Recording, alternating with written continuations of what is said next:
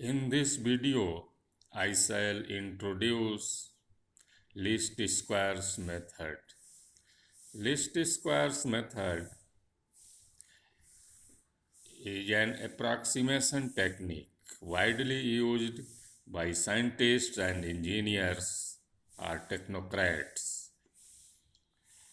So let us understand the concept of least square method.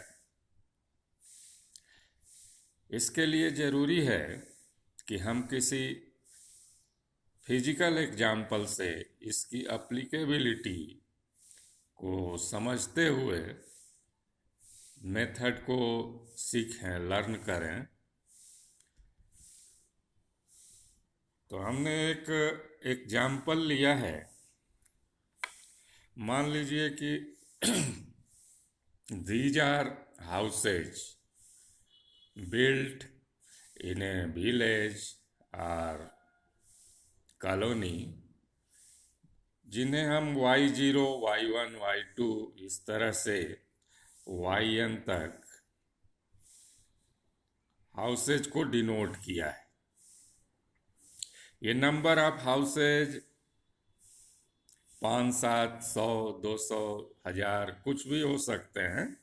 इसलिए हमने एक generalised number n ले लिया है। y0, y1, y2 ये हाउसेज को डिनोट कर रहे हैं। अब हमारे पास अगर समस्या है या यूँ कहें कि लोकल अथॉरिटी कोई रोड इस गांव के लिए या कॉलोनी के लिए निकालना चाहती है, तो वह रोड किस तरह से कंस्ट्रक्ट की जाए। एक तरीका ये है कि इन हाउसेज को हम रोड से मिला दें, y0 को y1 से, y2 से, इस तरह से। लेकिन ये जो तरीका है, इस तरह से जो रोड बनेगी वो काफ़ी जिगजैग होगी, वो मोटरेबल नहीं हो पाएगी। इतने सारे टर्निंग्स हैं कि हमारी स्मूथ मूवमेंट नहीं हो पाएगा। मान लीजिए हम एक सीधी रोड निकालना चाहते हैं, एक स्ट्रेट लाइन के रूप में अपनी रोड बनाना चाह रहे हैं, तो वह स्ट्रेट लाइन कहाँ से गुजरेगी, कौन सी होगी, ये डिसाइड करने के लिए लीस्ट स्क्वायर मेथड अप्लाई किया जा सकता है। इसको आप यूँ समझें, ये फिगर नंबर 2 है। तो इसमें ये हाउसेज के आसपास हमने ये 3 स्ट्रेट लाइन खींची है, L1, L2, L3, जो ये रोड को इंगित कर रही हैं।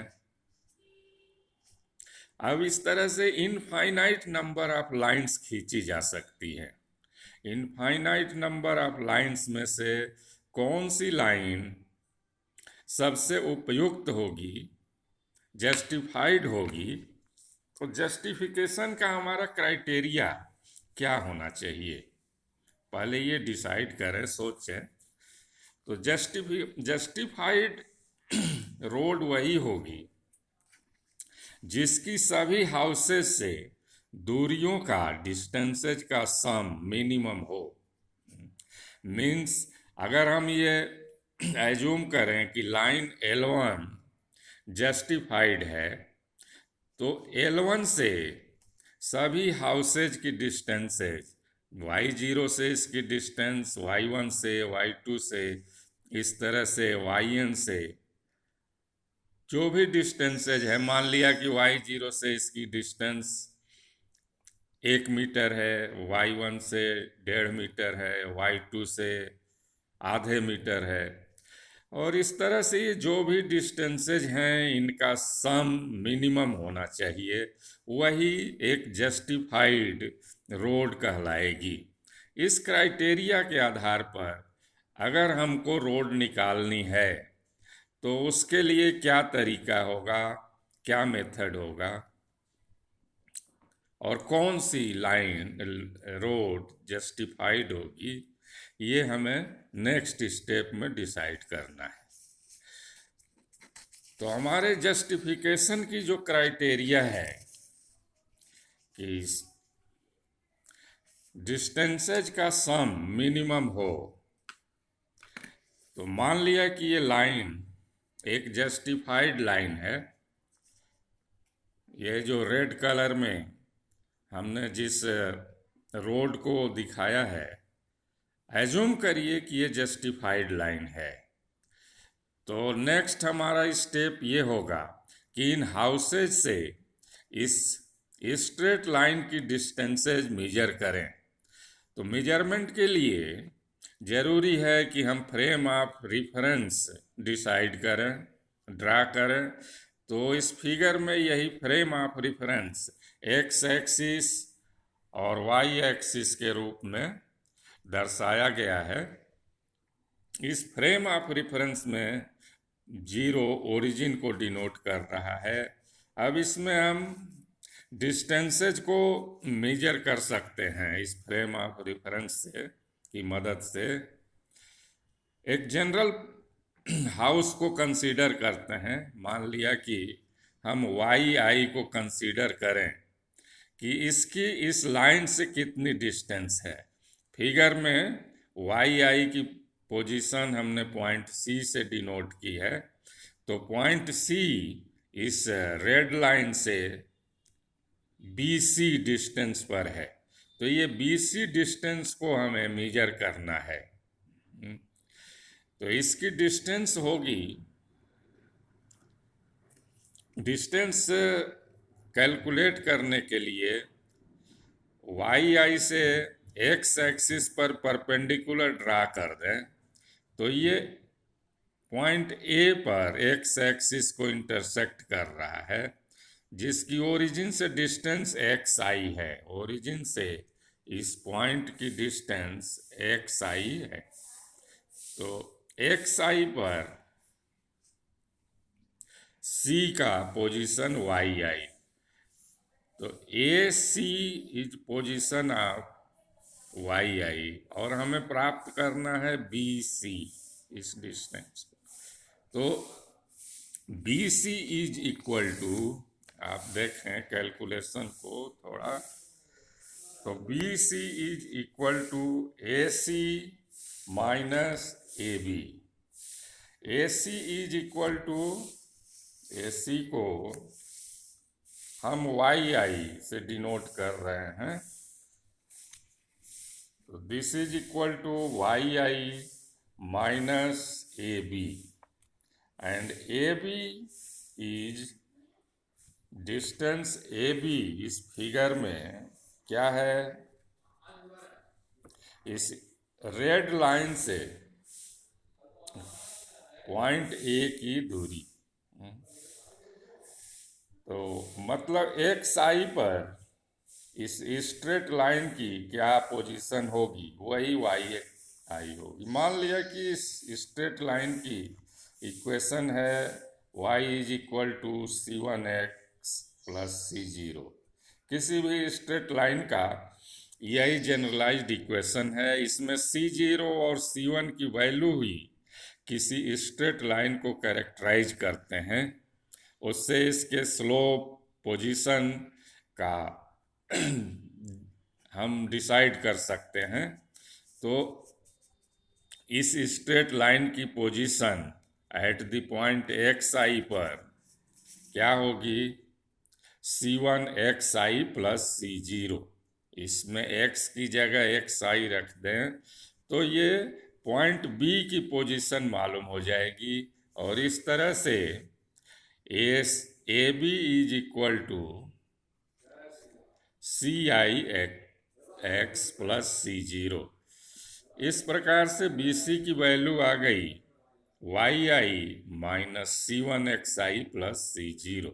इसी तरह से सभी हाउसेज से जो Y0, Y1, Y2 इस तरह से डिस्टेंसेज पर हैं, ये रेड लाइन से इनकी डिस्टेंसेज ये हो जाएगी y0 minus C1x0 plus C0। दूसरे हाउस की डिस्टेंस रेड लाइन से ये होगी। इस तरह से एक जनरल पॉइंट का yi का इस हाउस की डिस्टेंस ये आ जाएगी। अब इन सारे डिस्टेंसेज का सम यदि मिनिमम होगा तो उनके स्क्वायर्स का सम भी मिनिमम होगा। तो हम इसके स्क्वायर्स को सम कर दे रहे हैं। स्क्वायर्स इसलिए कर रहे हैं कि ये जो डिस्टेंसेज हैं y0 की स्ट्रेट लाइन से y1 की स्ट्रेट लाइन से, ये कुछ डिस्टेंसेज पॉजिटिव होंगी, कुछ निगेटिव होंगी। तो इसको पॉजिटिव निगेटिव के कारण एक ऑड सिचुएशन क्रिएट हो जाएगी, वो आपस में कैंसिल हो जाएंगी। सम ऑफ डिस्टेंसेज एक्चुअल नहीं निकलेगा। इसको रिमूव करने के लिए इन सारे डिस्टेंसेज का स्क्वायर कर दिया और उनका सम निकाला। तो अगर डिस्टेंसेज मिनिमम है, सम ऑफ डिस्टेंसेज, तो सम ऑफ स्क्वायर ऑफ डिस्टेंसेज भी मिनिमम होगा। तो let us assume that d is equal to sum of square of distances।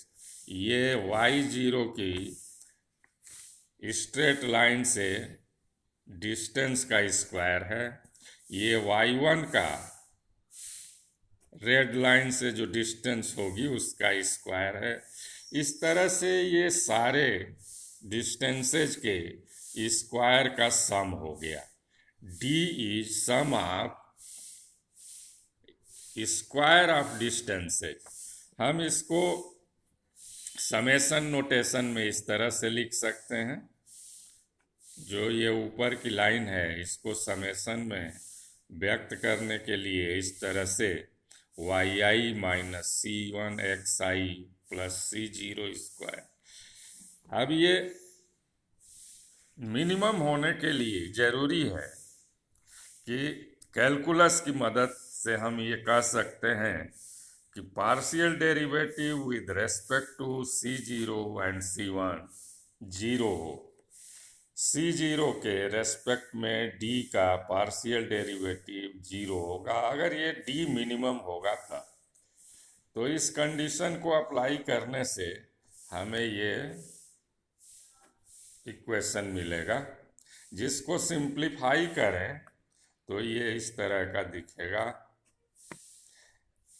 मतलब d को डिफरेंशिएट किया, ये एक्सप्रेशन आया, इसको जीरो के बराबर इक्वेट कर लिया, ये आया। इसको और सिंप्लीफाई करेंगे तो इस तरह से एक इक्वेशन मिलेगा ये। तो in this way we get equation number 1 simply by arranging the terms। अब हम C1 के रेस्पेक्ट में इसको डिफरेंशिएट करें तो हमको ये एक्सप्रेशन मिलता है। इसको सिंप्लीफाई करेंगे तो इक्वेशन नंबर 2 मिलेगा। अब ये दोनों इक्वेशंस को जब हम सॉल्व करेंगे तो C0 और C1 की यूनिक वैल्यूज मिलेगी, क्योंकि नंबर ऑफ इक्वेशंस 2 हैं और अननोन भी 2 हैं। तो हमको C0 और C1 के यूनिक वैल्यूज प्राप्त हो जाएंगी। जब ये वैल्यूज निकल जाएंगी तो हम इस रेड लाइन को कंप्लीटली डिस्क्राइब कर सकते हैं, एलोकेट कर सकते हैं। मतलब वो रोड हम डिसाइड कर पाएंगे कि कहाँ से गुजरेगी, कौन सी रोड होगी C0 और C1 प्राप्त हो जाने पर। इसको अगर आप एक एग्जाम्पल से समझें तो इस तरह से समझ सकते हैं। इस एग्जाम्पल में x और y की वैल्यूज दी गई हैं। x के डिफरेंट वैल्यूज के लिए करस्पॉन्डिंग y की वैल्यूज ज्ञात करनी है, ज्ञात है, और हमें एक स्ट्रेट लाइन ड्रा करनी है जो इस डेटा से अप्रॉक्सीमेट करे। तो लीस्ट स्क्वायर मेथड अप्लाई करके हम ये जो इक्वेशन प्राप्त कर रहे हैं, दो इक्वेशंस, इक्वेशन नंबर 1 और इक्वेशन नंबर 2, तो इन्हीं में इन वैल्यूज को रख देंगे। जैसे इन इक्वेशंस को मीट आउट करने के लिए हमको चाहिए summation Y I summation x I summation Y I into x I summation x i square. इस तरह से ये हमें वैल्यू जो चाहिए इनको हम इस डेटा से ही प्राप्त कर लेते हैं। जैसे समेसन एक्स आई निकालना है तो इनको जोड़ दीजिए, एक्स की जितनी वैल्यूज हैं, जो 3 आ रहा है। इसी तरह से समेसन वाई आई, इनको जोड़ दीजिए ये वैल्यूज को, तो ये मिल जाएगा 2.3, इनका सम हो गया। अब summation of x i y i, इनको मल्टीप्लाई करके इन दोनों को करस्पॉन्डिंग एक्स और वाई को मल्टीप्लाई करके sum of x i y i ज्ञात किया जा सकता है। वही इस रो में कैलकुलेट किया गया है। Lastly sum of x i square, ये x है, x की वैल्यूज हैं x0 x1 x2, इस तरह से इनके स्क्वायर करके सम कर देंगे तो ये 2.2 आता है। अब इन वैल्यूज को, ये जो नॉर्मल इक्वेशंस कहे जाते हैं, इन्हें हम नॉर्मल इक्वेशन कहते हैं, 1 और 2 को इनमें पुट कर देंगे तो C0 C1 की वैल्यू निकल आएगी और हम एक स्ट्रेट लाइन प्राप्त कर लेंगे। तो ये मेथड रहा लीस्ट स्क्वायर मेथड, जिसे हमने प्रैक्टिकली समझाने की कोशिश की। आशा है ये इसको आप समझ जाएंगे इजीली। Thank you.